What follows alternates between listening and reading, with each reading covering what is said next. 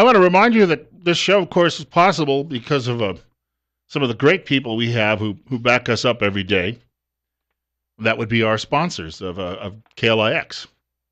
Really, most of these people are with our entire stable of Town Square Media radio stations. 4 of them here in this building. And if you're having difficulty hearing the show, I recommend that you make a visit to Dr. Christine Pickup. She's a doctor of audiology in Rupert, Idaho. It's called Mount Harrison Audiology. You'll know why when you drive into town and see the mountain. It's kind of a giveaway. 1218 9th Street, Unit Number 2, Rupert, Idaho. 208-312-0957 or go to MountHarrisonAudiology.com. And remember, diabetes and hearing loss are linked. If you or a loved one struggles with diabetes control, it could also be affecting your hearing. The inner ear is incredibly sensitive to changes in your blood supply. High blood sugars can cause hearing changes. Be sure to have your hearing screened today. 736-0300, our telephone number here at News Radio 1310 KLIX and newsradio1310.com. And you're up next. You're on Top Story with Bill Colley. Good morning. You're talking about a hypothetical. What's happening in Michigan, in Flint, Michigan, that's for real. People have gotten poisoned, all because of Governor Snyder governing by fiat.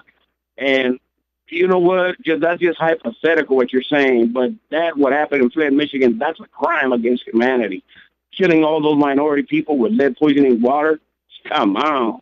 Oh, yes. Governor Snyder's been governor for what, 2-3 years? This problem's been going on in Flint, Michigan for how long? By the way, the headline on my TV monitor says Flint mayor heads to Washington to push for disaster declaration. So it seems to me that people in Flint, Michigan are trying to take the best approach to it as they possibly can, and they're getting to drink lots of bottled water, which is being flown in, which doesn't probably taste great, but hey, it's an option. This notion that somehow what happened in Flint 100 years ago and people did not know.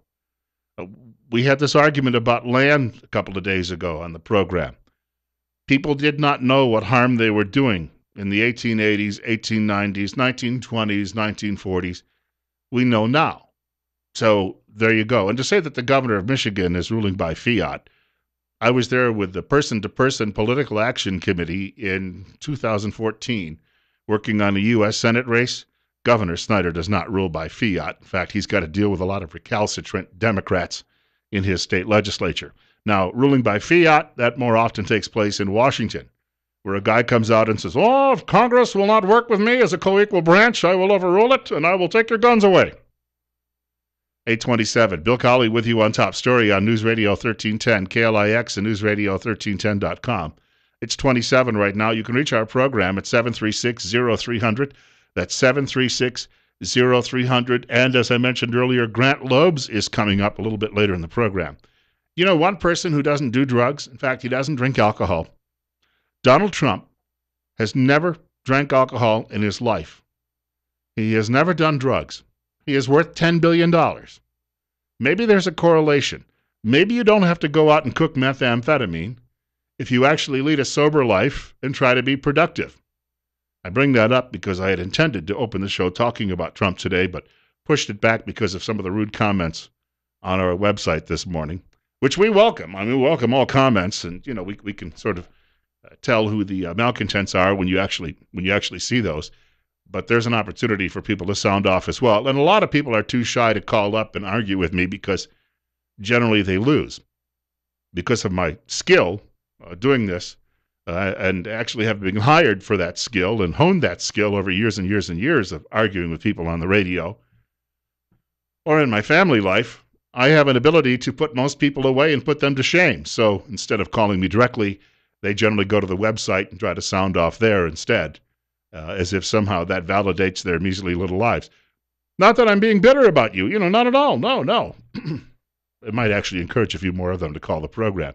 Speaking of Trump, it looks as if Ted Cruz has finally decided to ramp his campaign up and go directly for Trump, as other candidates have not been doing during the course of the Republican Party presidential campaign. Take a listen to some of Cruz's comments while campaigning in New Hampshire.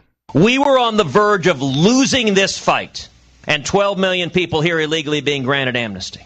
And yet, when that fight was being fought, Donald was nowhere to be found. And I would suggest as voters you have reason to doubt the credibility of the promises of a political candidate who discovers the issue after he announces for president.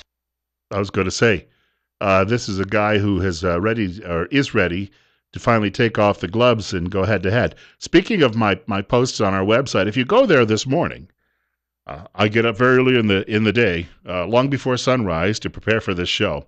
But I have a post there. All of these people who say that Trump is finally done and he's cooked and he's over, I think you're wrong. It's not an endorsement of the man, but if you go there and you take a look at that, take a close look at that today, you'll get an impression that Trump may be an unstoppable force now. No matter what Cruz or anyone else tries to do, get out of the way. That may be the safest thing to do. More details on all that coming up, plus more of your angry telephone calls this morning. It's 8:30. Bill Colley with you on Top Story. 27 on our way today to a high in the upper 30s.